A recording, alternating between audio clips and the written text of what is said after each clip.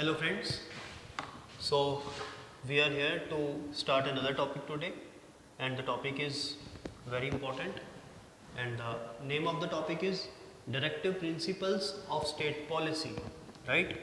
Directive Principles of State Policy, which is also known as directives, simply you can call it directives, okay? In short, it is normally written as DPSPs, that is Directive Principles of State Policy. Okay, so what are these, and we will do the characteristics of these directives in detail in this lecture. Okay, so first of all, these directive principles are contained in part 4 of the Constitution. Okay, part 4 of the Constitution. In Roman you have to write part 4, Roman letters, IV. Okay, and the articles are 36 to 51. Okay, 36 to 51 article relate to DPSPs, right? 2 points I told you. First, part 4, they are contained in part 4, and the second is their articles are from 36 to 51. Okay, 2 informations. Next we come to the different features of these characteristics. What are these characteristics? Okay, why they are there in our constitution? What is their role? Okay, we will discuss about that. Now, directives, you can relate to the word direction. Okay, direction. Basically, when our constitution was framed, you know one thing, that the legislature, the role of the legislature is what? To frame policies. Okay, now what type of policies should the legislature form? This is the question. What type of policies should the parliament form? Parliament is legislature. Okay, so what type of policies should the parliament of a country form is decided by the DPSPs, is decided by the directive principles of state policy of that country. So that is why they are very important as far as policy formulation of a country is concerned. So now the country runs through policy formulation, right?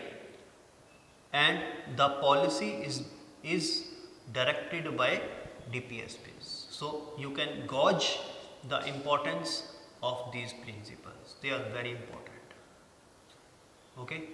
So I already told you, they are the directions given by the constitution makers to the legislature of what time? Legislature of the present time. Okay, like we are in 2020, so the DPSPs are guiding today's government. If we will be in 2040, 20 years ahead, so even then these DPSPs will be guiding the future governments. Okay, even after 300 years, these DPSPs will be guiding the future governments, right? So these DPSPs are permanent and they will always guide the Indian government, whether it is Congress, BJP or any government, any other government which is formed in the country, the DPSPs will be guiding those governments in framing the policies. I think you got the point.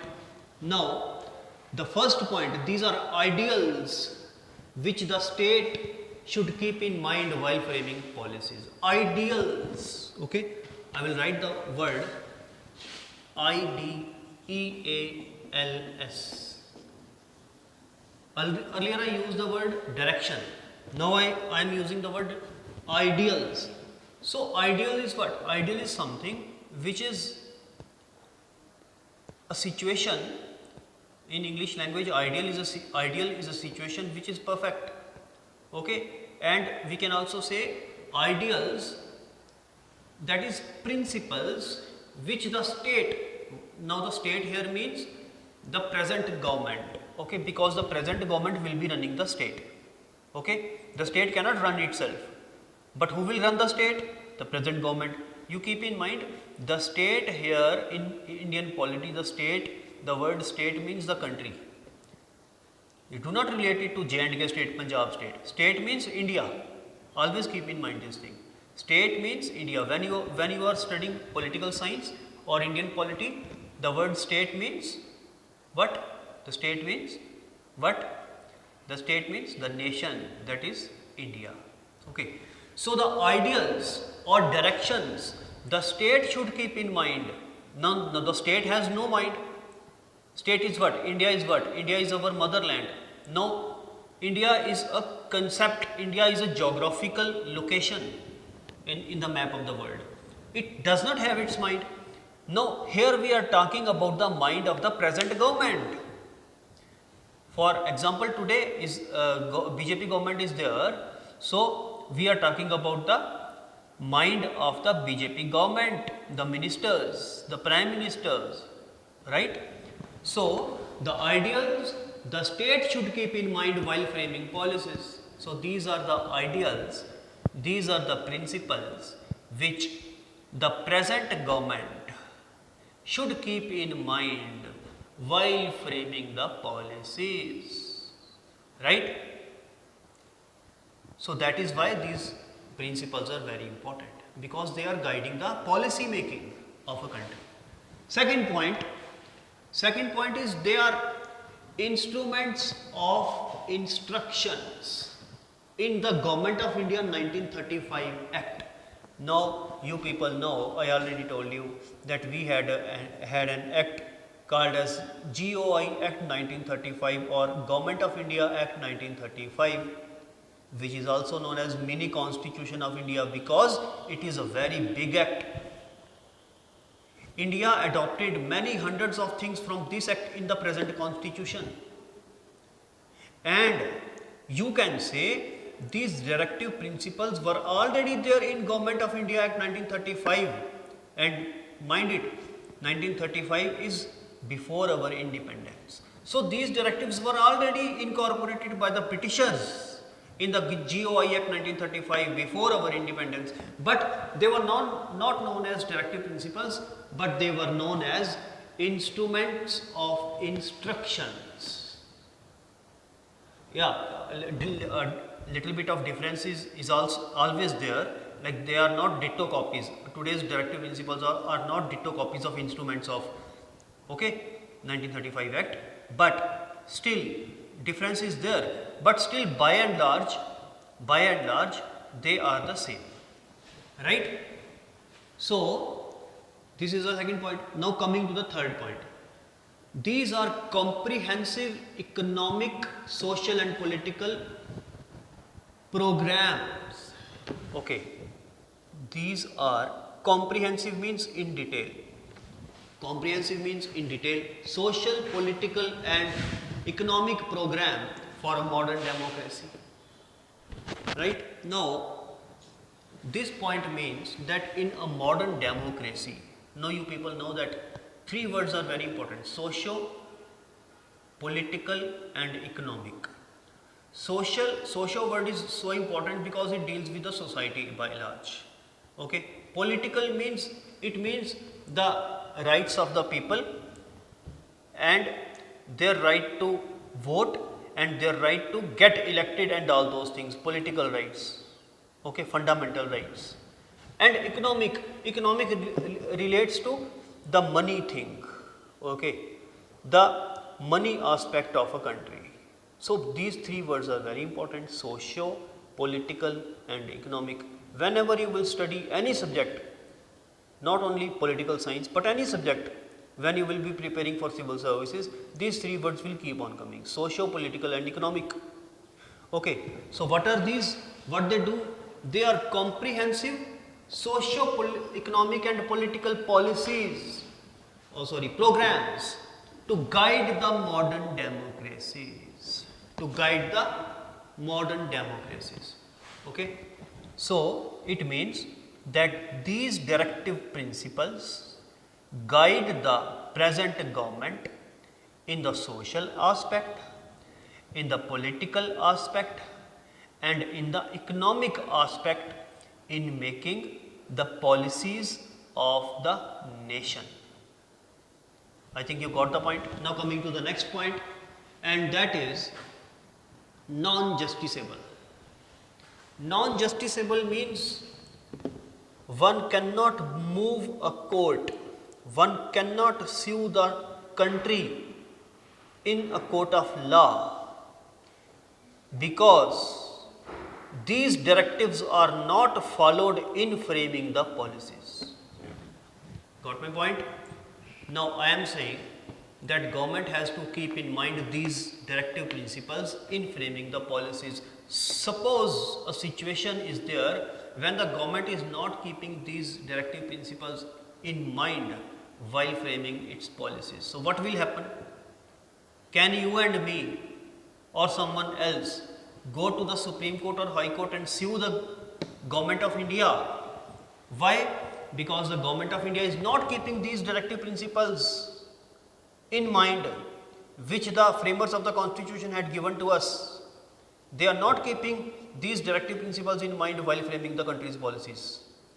So can we go to the court? No. We cannot go to the court because these are non-justiciable. The constitution itself says that they are non-justiciable. So we cannot go to the court. So it is up to the present government whether to keep these in mind while framing the policies or not. It is up to the will of the present government. Okay, so you will say that what is the role of these principles if the present government have the option not to keep these principles in mind while framing policies? You will say this. The logic is there because by and large every government keeps these principles in mind while framing the policies. Why every government has to keep these principles in mind although they are non-justiciable will become clear from the last point. And the last point is these help the courts in explaining and determining the law of a land. Right? I mean to say here that the court now the government here will have to keep these principles in mind because of the fact that the courts will examine and determine the constitutionality of a law. What will happen? Suppose the government of India passes a law in the parliament. The government of India passes a law in the parliament. Now, the courts will examine whether that law comes like whether that law is not against the directive principles of state policy. That law should be with the directive principles of state policy and not against it. Okay, suppose the directive principles say that we are a secular country and suppose the government passes a law which makes India a non-secular country. So what the court will do? The court will say that this law is null and void because the directive principles call for a secular nation. So the court will intervene itself.